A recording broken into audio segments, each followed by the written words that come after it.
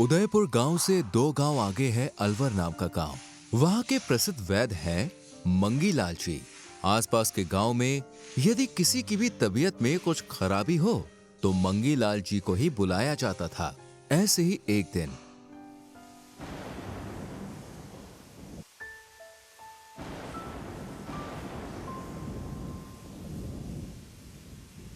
उफ, अचानक इस मौसम को क्या हो गया है? सुबह तक तो सब बिल्कुल ठीक था।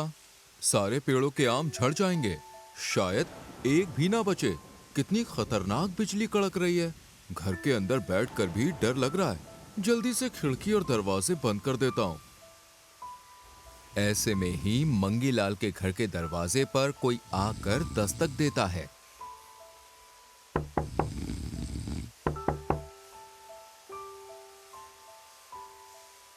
अरे, इस वक्त कौन आ गया? इतनी रात गए भी आ गया। दरवाजा खोलूं या ना खोलूं, समझ नहीं आ रहा कुछ। वैद्य जी, अरे ओ वैद्य जी, क्या आप हैं? बड़ी मुसीबतों से बचकर आपके पास आया हूं इस समय। जरूर कोई आया है, लेकिन आसपास का तो कोई नहीं लग रहा। चलो जाकर देखता हूँ कि क्या बात है। ये सोचकर मंगीलाल दरवाजा खोलने आगे बढ़े। दरवाजा खोलते ही उन्होंने देखा कि एक आदमी खड़ा था जिसका बदन पूरी तरह भीगा हुआ था। उसने सिर्फ एक धोती पहनी थी। उसका चेहरा चिंता से भरा हुआ लग रहा था। अरे, तुम कौन हो और इतनी रात इस तूफान में यहाँ क्या कर रहे हो? तुम्हें तो पहचान भी नहीं पा रहा हूं मैं। वैद्य जी, मेरी मदद कीजिए, कृपया करके मेरी मदद कर दीजिए आप। ये कहकर संजीव वैद्य जी के पैरों पे गिर के रोने लगा। वैद्य ने महसूस किया कि उसके हाथ बर्फ की तरह ठंडे हैं। तुरंत उन्होंने अपने पैर हटाकर कहा, अरे अरे, ये क्या कर रहे हो? छोड़ो छोड़ो भाई, क्या बात है? जरा मुझे बताओ तो सही।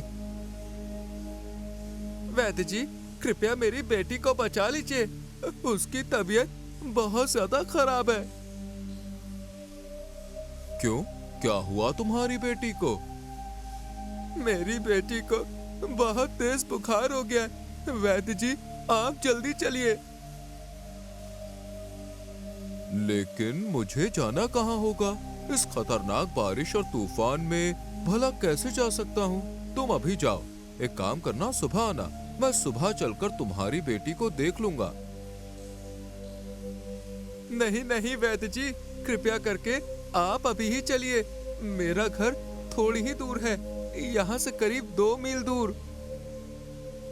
लेकिन इस आंधी बारिश में इतनी रात को मैं कैसे जाऊं? उसकी आप चिंता मत कीजिए। नदी के घाट पर मेरी एक नाव बंधी हुई है। मैं खुद अपनी नाव से आपको ले चलूंगा। आप बस कृपया करके मेरे साथ चलिए। अच्छा अच्छा, ठीक है, रुको। मैं घर के अंदर जाकर एक छतरी और अपना दवा का डब्बा लेकर आता हूँ। फिर मंगीलाल अपने घर से अपनी छतरी और दवा का डब्बा लेकर आए और संजीव के साथ उसके घर के लिए निकल पड़े। चारों ओर घना अंधेरा था और बारिश भी हो रही थी। एक पतली कच्ची सड़क पर संजीव आगे आगे रास्ता दिखा रहा था और वैद्य जी पीछे पीछे चल रहे थे। वैद्य के मन में थोड़ा डर सा लगने लगा। वो थोड़ा घबराने लगे इस वातावरण को देखकर। इतनी रात को, वो भी ऐसी खतरनाक बारिश में, इसके साथ जाना क्या ठीक है? क्या हुआ वैद्य जी, आप क्या सोच रहे हैं? आइए, वो देखिए, वहां मेरे घर पर नाव बंधी है। हाँ ठीक है, चलो। फिर दोनों चलते चलते नदी के घाट पर पहुंच गए। नाव में बैठ जाइए वैद्य जी। कैसे बैठूं? इतने अंधेरे में तो कुछ दिखाई ही नहीं दे रहा। क्या करें, अब थोड़ी बहुत तकलीफ तो होगी वैद्य जी। फिर वैद्य जी जैसे तैसे संजीव की नाव में बैठ गए। बारिश अब भी बहुत जोर से हो रही थी, बिजली कड़क रही थी। इतना अंधेरा है कि कुछ दिखाई नहीं दे रहा। ठीक है, कोई कुत्ते बिल्ली की आवाज भी नहीं आ रही। वैद्य जी, मेरी बेटी ठीक तो हो जाएगी ना? उसे कुछ हो तो नहीं जाएगा? मैं उससे बहुत प्यार करता हूँ, वो मेरी इकलौती बेटी है। देखो, मैं तुम्हारी बेटी को देखे बिना कुछ नहीं कह सकता, लेकिन अगर कोई गंभीर बीमारी हुई या बुखार बहुत बढ़ गया तो शायद मैं उसे बचाने में असफल हो जाऊं। ऐसी बात मत कहिए वैद्य जी, वो मेरी इकलौती संतान है। उसके सिवा इस दुनिया में मेरा कोई नहीं है। फिर कुछ देर खामोशी छा गई, जैसे बैठे बैठे ही वैद्य जी को झपकी सी लग गई। कुछ देर बाद जब उनकी आंख खुली तो उन्होंने देखा कि वो अब भी नाव में ही बैठे हैं और नाव अब भी नदी के बीचों बीच ही है। अरे, मैं अब तक नाव में ही बैठा हूँ। क्या बात है संजीव, और कितनी देर लगेगी तुम्हारे घर पहुँचने में? नदी के बीचों बीच नाव में चले जा रहे थे वैद्य जी, लेकिन उनके सवाल का कोई जवाब नहीं मिला। अरे, कोई जवाब क्यों नहीं दे रहे हो? कुछ तो बोलो। बड़ी अजीब बात है, ये आदमी अचानक चुप क्यों हो गया? तभी अचानक एक जोरदार बिजली चमकी और नाव पर गिर पड़ी।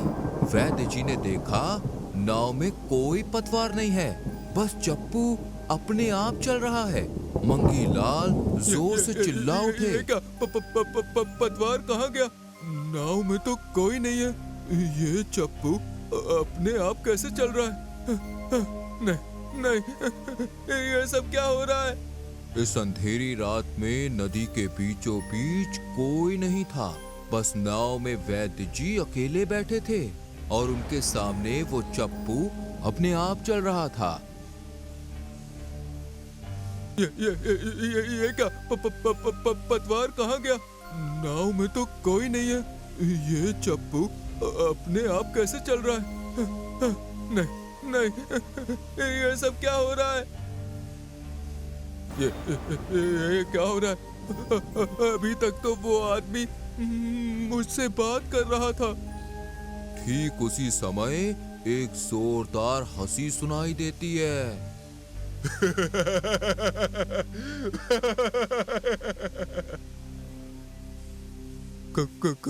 कौन है ये?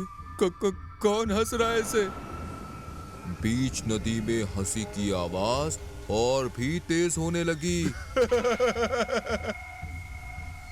ये सब क्या हो रहा है? क्या हो रहा है मेरे साथ? तभी एक और बिजली की चमक में उन्होंने देखा कि अब जो चप्पू चला रहा है वो कौन है। कौन है ये? नहीं नहीं नहीं, बचाओ! क्या रे, पहचाना नहीं? अब तू मुझसे नहीं बच सकता वैद्य। नहीं, तू तू तू कौन है? मैं संजीव हूँ, तुझे अब नहीं छोड़ूंगा। आज बहुत दिनों के बाद ये मौका आया है। आज तुझे मेरे हाथों से कोई नहीं बचा सकता। लेकिन मैंने तो कुछ नहीं किया। छोड़ दो मुझे। नहीं, हरगिज नहीं। डर के मारे मंगी लाल की सांसें फूलने लगी। उसके दिल की धड़कनें जैसे मानो दुगनी हो गई। उसका पूरा शरीर पसीने से भीग गया। ऐसे हालात का सामना वो अपनी जिंदगी में पहली बार कर रहा था। तूने मेरी बीवी को मारा है, मैं तुझे नहीं छोड़ूंगा। मैंने नहीं, मैंने तुम्हारी बीवी को नहीं मारा। तूने ही मेरी बीवी को मारा है, याद कर। लेकिन कब मारा मैंने? याद कर वैद्य, याद कर। ठीक ऐसे ही एक तेज आंधी तूफान वाली रात थी। वैद्य जी, क्या आप घर पर हैं? अरे, इस भयानक रात में अब कौन आ गया? मैं संजीव हूँ वैद्य जी, पास के गांव से आ रहा हूँ। तूने आगे बढ़कर दरवाजा खोलकर बोला था। क्या हुआ? इस आंधी और बारिश में इतनी रात को मेरे पास क्यों आए हो तुम? वैद्य जी, दया करके मेरी बीवी को बचा लीजिए। क्यों? क्या हुआ है तेरी बीवी को? मेरी बीवी को कोई गंभीर बीमारी हो गई है वैद्य जी, कृपया मेरे साथ जल्दी चलिए।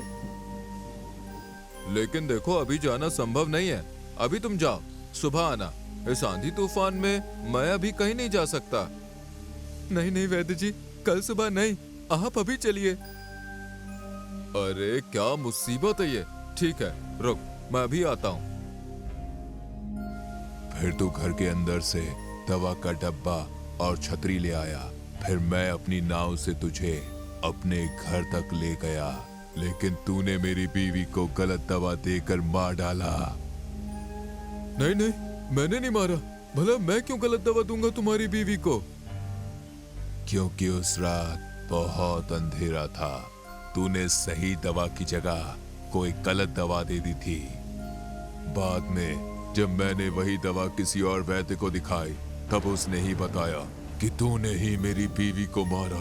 तूने, अब तुझे मैं भी मौत के घाट ये उतार कहकर संजीव दूंगा। अपने भूतिया रूप में मंगीलाल की ओर बढ़ा और उसने मंगीलाल का गला पकड़ लिया।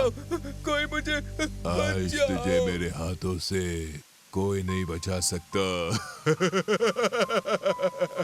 ये कहकर संजीव ने मंगीलाल का गला जोर से दबा दिया और मंगीलाल की सांसें जैसे मानो थम सी गई।